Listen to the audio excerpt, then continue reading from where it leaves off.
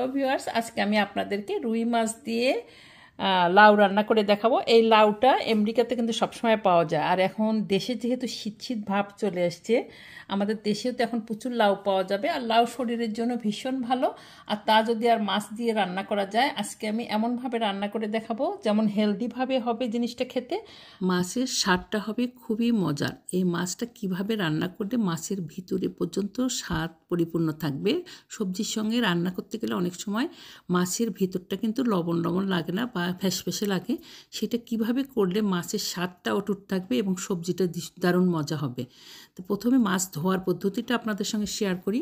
এইভাবে মাছ যদি ধোন, আপনার মাছ কিন্তু ফ্রেশনেস চলে আসবে। আমি সবসময় ফ্রিজ থেকে মাছ বের করে মাছটাতে বেকিং পাউডার দিয়ে কিছুক্ষণ ভিজাই রেখে যদি ধুয়ে ফেলি, একেবারে মাছের মধ্যে কিন্তু একদম ফ্রেশনেস চলে আসে। যে একটা দুর্গন্ধ থাকে বা ফ্রিজে রাখলে অনেক দিন মাছের মধ্যে যে একটা পুরাতন ভাব থাকে, সেটা কিন্তু আর থাকবে না।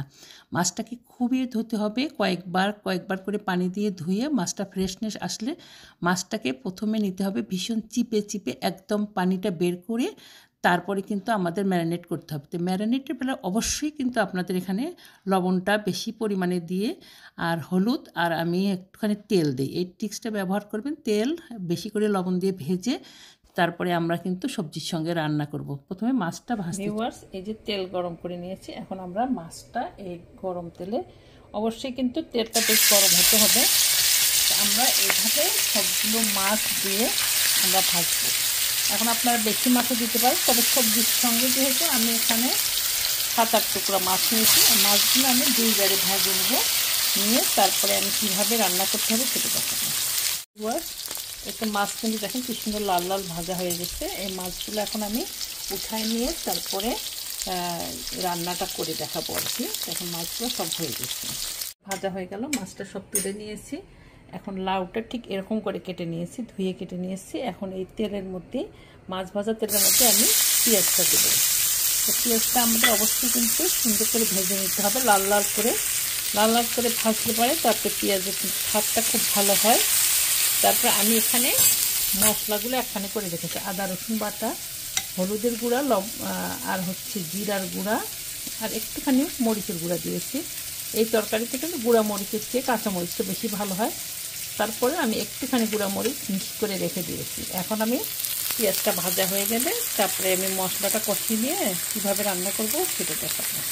ভিউয়ার্স, আমার কিন্তু এই পেঁয়াজটা ভাজা হয়ে গেছে। এরকম করে করলে কিন্তু মাছের স্বাদটা অনেক বেশি হয়। আর আমি এখানে যে মশলাটা করে রাখছি, এই যে সব কিছু পানি মেলায় যাতে ইজি হয়, সেটা দিয়ে আমরা মশলাটা কষাই নেব।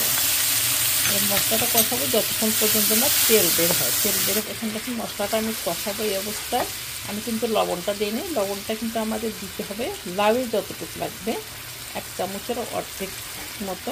আর এটা কিন্তু আমরা মুখে দিয়ে দেখবো যখন মাছটা রান্না করবো আর কি। এখন এইভাবে যখন হয়ে গেল, অলমোস্ট কিন্তু আমার কষানো শেষ।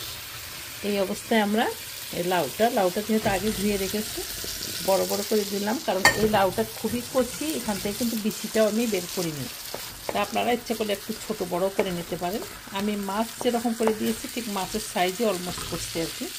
তা আমি একটু হালকা কষাই নিয়ে তারপর একটু পানি দেবো আর কি।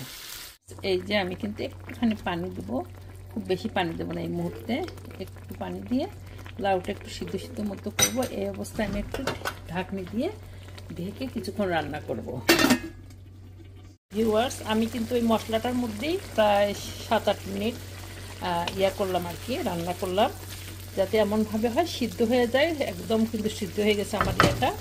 এই মুহূর্তে আমরা এটার মধ্যে পানি দেবো। তবে অবশ্যই চেষ্টা করবেন গরম পানি দিতে, যাতে রান্নাও তাড়াতাড়ি হয় আর রান্নার স্বাদটাও কিন্তু অনেক বেড়ে যায়।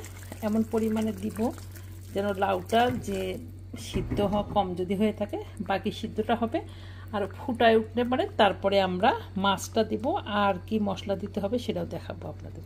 ভিউয়ার্স, এই যে আমাদের কিন্তু পানিটা ফুটে উঠেছে। এই অবস্থায় কিন্তু আমাদের মাছগুলো দিতে হবে। এই আমি ভেজে রেখেছি, মাছটা কিন্তু আমরা দিয়ে সুন্দর করে বসাই দেবো আর কি ভিতরে। আর এই মাছটা এমনভাবে করতে হবে যেন একদম ভেঙে না যায়। আমরা সুন্দর করে ঢুকাই দেব।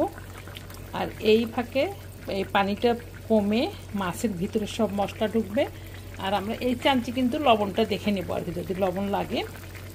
আর এখানে কাঁচামরিচটা আমি এখন দিব, তো কাঁচামরিচের ফ্লেভারটাও যাবে আর ঝালটাও বের হবে আর কি। তারপরে আমরা এখন এটা ঢেকে রান্না করব পানিটা শুকানো পর্যন্ত। ভিউয়ার্স, এখন মাছটাতে কিন্তু অফ ক্যামেরায় আমি একটুখানি ধনিয়ার পাতা দিয়েছি, আপনারা ধনিয়ার পাতা পছন্দ করলে অবশ্যই দিবেন। দিয়ে আমি বেশ কিছুক্ষণ জ্বালায়ে একটু ঝোলঝোল অবস্থায় কিন্তু এই লাউয়ের তরকারি মাছ দিয়ে রান্না করা, এটা কিন্তু একটুখানি ঝোলঝোল অবস্থায় রাখলে কিছুক্ষণ পর টেনে নেবে পানিটা। তারপরে আমি একটু জিরার গুঁড়া ছিটাই তারপরে কিন্তু মাছটা রেখে দিলাম। বেশ কিছুক্ষণ পরে আমি এই যে আপনাদের পরিবেশন করে দেখাচ্ছি, মাছটা দেখেই বুঝতে পারছেন কত ইয়ামি হয়েছে, সত্যিই কিন্তু খেতে অসাধারণ ছিল। আপনাদের যদি ভালো লাগে থাকে প্লিজ বন্ধুদের সঙ্গে